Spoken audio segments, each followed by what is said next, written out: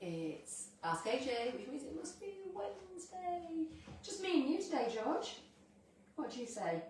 Should we call it Ask Georgie? Ask Georgie why he keeps sniffing around the bins. He's on steroids, and it means that he's always hungry. Yeah, I know. No, I haven't got any food. Okay, so today's topic, Edward has asked me to address this, and so has Lois actually, which is why, if you're a homeowner and you're selling your house, should you stay out of the way for a viewing?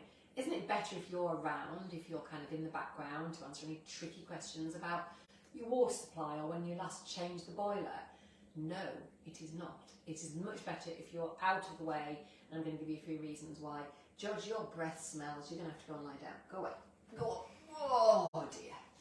Okay, so there's 4 reasons. Number 1 is privacy. When you're looking around a house, you want privacy to be able to talk amongst yourselves about what you would and wouldn't do with the house, what you do and don't like about the house. You might want to say to your partner, this is horrible, get me out now. Or you might want to say to your partner, oh my God, this is the nicest house I've ever seen, we've got to have this house. And those conversations are probably private conversations.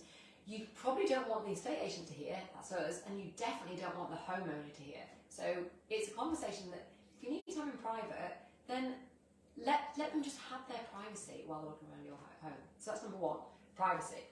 Number 2 is objection handling. So let's say we go to do a viewing, and a homeowner's not there, and Mr. and Mrs. are stood in the kitchen, and they go, oh no, this kitchen is far too small, we need to seat 16 people at our dinner parties.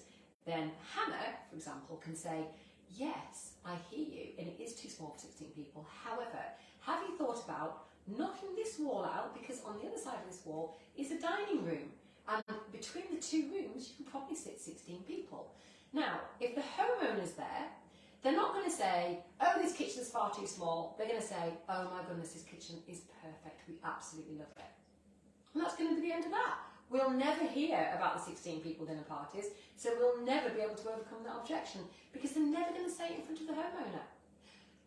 Number 3, accurate feedback, which kind of goes with it, because if ever a homeowner does their own viewings, they phone us afterwards, and by the way, we very, very rarely allow it.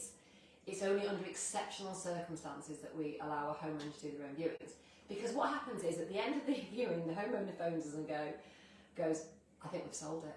I think this is it. First viewing, by the way. I think we've sold it. They absolutely loved it. They're going to come back and put an offer in straight away. And what happens is, they phone us and they go, not for us. We didn't like it at all. Because they're never going to tell the homeowner that. They're going to be really nice. You know, when you go around to see a friend's house and you just don't like it, you're not going to tell your friend you don't like the house. You're not going to tell your friend that they've got a smelly dog or naughty kids. You just tell people what you think they want to hear. And it's exactly the same with the homeowner. Nobody wants to insult the homeowner, so they make things up. They go, oh, I absolutely love this flowery bedspread, and it's just not true. And the last one, number 4, is reduce contact. Now, you might not think about this, but what happens is, when somebody is showing a house to a home, so when a homeowner is showing a house to a viewer, and this sometimes happens on a 2nd or 3rd viewing, maybe they go, can we go around for a last look on a Sunday afternoon, and we don't have any viewings availability, and the homeowner says, oh, I'll be in, they can just pop in and speak to me. What we have to say to the homeowner and the buyer is, do not exchange contact details. Because what happens is, when things get tricky down the line, and they always get tricky, right? There is always a fallout about something, it's a survey, it's a not leaving that wardrobe, it's, oh, you said that garden was included, whatever it is, when there's that obstacle to overcome later down the line, having each other's phone numbers is the worst thing you can do.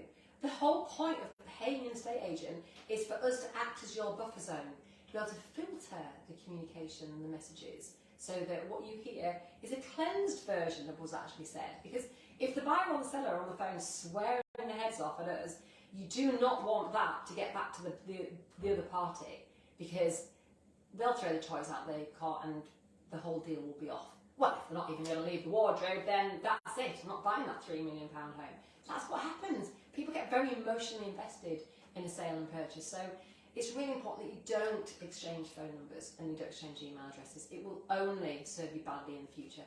Let us be the punching bag. not you. So those are the 4 reasons. Number 1, privacy, let them alone, let them have the little conversations in private, not with the homeowner there. Number 2 is objection handling. If we're in the house and you're not, we'll hear those objections and you won't. Number 3 is accurate feedback. They won't lie to us, they'll potentially lie to you to save feelings.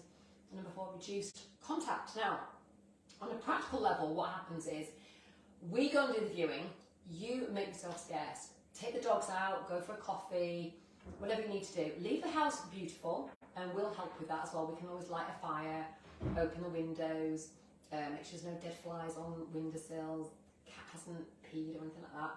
So we'll get the house as nice as we can for you and for the viewings. Then, if you normally live there, and not everybody does, then we can text you or phone you afterwards and go, okay, the coast is clear, you can come back now, and you come back and then we can give you the instant feedback.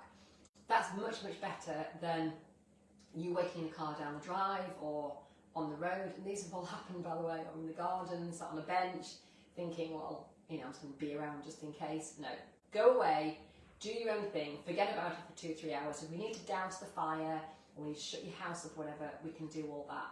And just leave us in peace to do the job that we're paid to do and that you're paying us to do. And that's it. That's why you need to stay out of the way when you're selling your house. And hopefully Mac is going to stand up now and turn. I don't know what he thought he was doing. I'm going to just say goodbye. Thank you for watching this Ask AJ. See you next week.